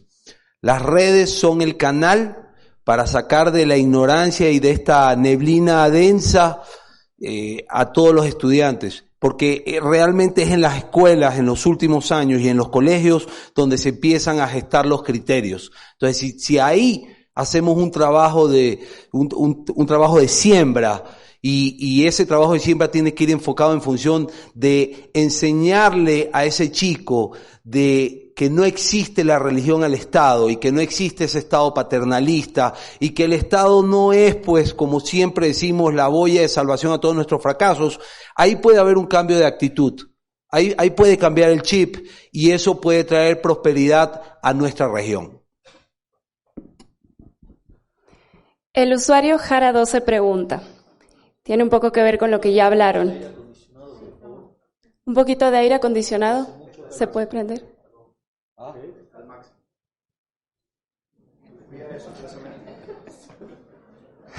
Menos mal no estamos en Guayaquil. ¿Cómo podemos combatir el adoctrinamiento ejercido en la educación durante muchos años en el Ecuador? Volvemos al mismo punto. Hay que trabajar en cambiar el chip de nuestros estudiantes. Hay que trabajar mucho, tiene que haber una influencia muy fuerte de redes. Por eso es tan importante esa nueva generación de TikTokers y de influencers, que si los podemos canalizar de manera positiva, van a ayudar a que no haya pues esta inducción a pensar todo lo contrario a lo que es un país próspero, un país exitoso, un país donde todos somos iguales ante la ley, un país donde todos podemos pelear por nuestras libertades individuales. Entonces, creo, nuevamente, respondiendo a la misma persona, que la clave está en la siembra que hagamos a nivel de los últimos años de las escuelas y los primeros, y obviamente todo el proceso de los colegios. Nada que agregar. Okay. Y la última pregunta va para Javier Milei. ¿Qué opina que el libro más vendido de Argentina es Dolarizar, un camino hacia la estabilidad económica, por Alfredo Romano? ¿Qué refleja esto de la sociedad argentina? Bueno, en realidad lo que está reflejando es que la gente tomó conciencia de que está siendo estafada por los políticos. En el fondo, la gente busca salir del peso porque los están estafando. Básicamente yo lo suelo explicar con un caso que es lo que se llama la economía del oro, y hacemos todas transacciones en monedas de oro, y de repente viene un amigo físico y otro químico y me dice, bueno, conseguimos la forma de convertir el plástico en oro. Entonces empezamos a comprar plástico y lo empezamos a falsificar. La verdad que mientras que está dentro de mi casa no es ningún problema, porque si yo quiero tener oro falso en mi casa es un problema mío. Hasta ahí no hay ningún problema. El problema radica cuando yo quiero ingresar ese oro falso. Entonces, por ejemplo, si yo trajera un lingote de oro y te digo, ¿me cambias mano a mano este lingote de oro?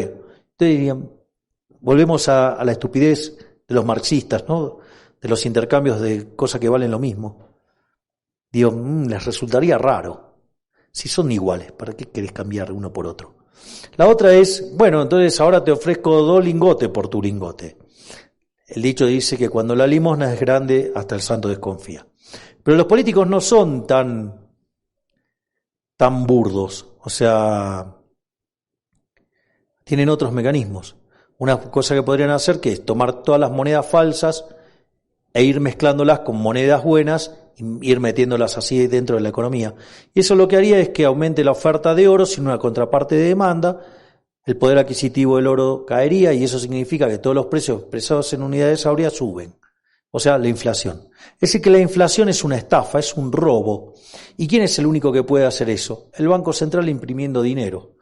Entonces, hoy la verdad que Argentina, la tasa de inflación viene viajando al 95%, en la punta 125%, tiene un desequilibrio monetario que es el doble que tenía en la previa del Rodrigazo, que fue una situación donde la tasa de inflación se multiplicó por 6 veces. O sea, imagínense que sería pasar a niveles de inflación de en torno al 600%. O, digamos, tiene la misma dinámica de activos financieros ligados a la fuga similar a la que teníamos en el segundo semestre de 1988, es decir, la antesala de la hiperinflación, es decir, cuando tuvimos 5.000% de inflación. Entonces, todo eso hace que justamente la gente busque una salida y entiende que claramente, aparte del argentino ya eligió su moneda, eligió el dólar. Es decir, mire, la realidad es esta. La moneda en el fondo termina valiendo lo que valen sus políticos. Y la verdad que los políticos argentinos no valen ni excremento porque esas basuras no sirven ni para abono. Es decir, si no me estaría tomando el laburo de meterme en este barro, de que me ensucien con mentiras, que me operen, que me hagan 200.000 atrocidades. Pero bueno, hay algunos que prefieren gritar desde la tribuna, tirar piedras desde la tribuna, tirarle piedra a los jugadores propios, ignorando todo tipo de restricciones. Pero miren, por ejemplo, la hinchada argentina es muy linda, muy pintoresca, los cantitos son muy lindos, pero ustedes ponen el balón en el medio de la cancha y no se mueve. Es decir, los goles los hace Messi. Es decir, entonces para hacer los goles hay que ponerse los cortos, los botines y ir a patear la pelota contra el arco contrario. Obviamente el rival también juega y puede ser que mientras que intentemos hacer goles nos hagan alguno. Puede ser. Porque todos podemos cometer errores. Pero si uno no se mete a dar esa batalla, los políticos se les van a matar de risa en la cara. Es decir, si ustedes no se involucran, los políticos se les van a mofar en la cara, porque gritarán, patalean, todo lo que quieran. Pero mientras que ellos tengan la sartén por el mango y ellos tengan el monopolio de la violencia, les van a seguir pasando la factura de todos los desastres que ellos hagan. O sea, poner en estos términos, aparece un político y ahora tiene una nueva amante que le demanda muchísimos recursos. No hace un ajuste de sus cuentas o no. No, agarre y le sube los impuestos a ustedes para mantener a la nueva amante. y si les llega a gustar muchas cosas caras, imaginen el problema que tienen. O sea, no el político, sino los pagadores de impuestos. Esto es así, digamos, o sea, es cruel, es duro, pero es la realidad.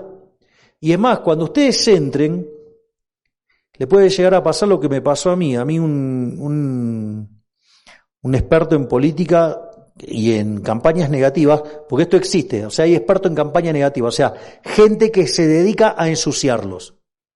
Por ejemplo, hay un político que en Argentina que con los recursos públicos tiene contratado a un consultor brasilero que es probablemente uno de los mejores del mundo en campaña negativa y está 24 horas por día, todos los días de la semana, tratando de ver qué hacerme para perjudicarme.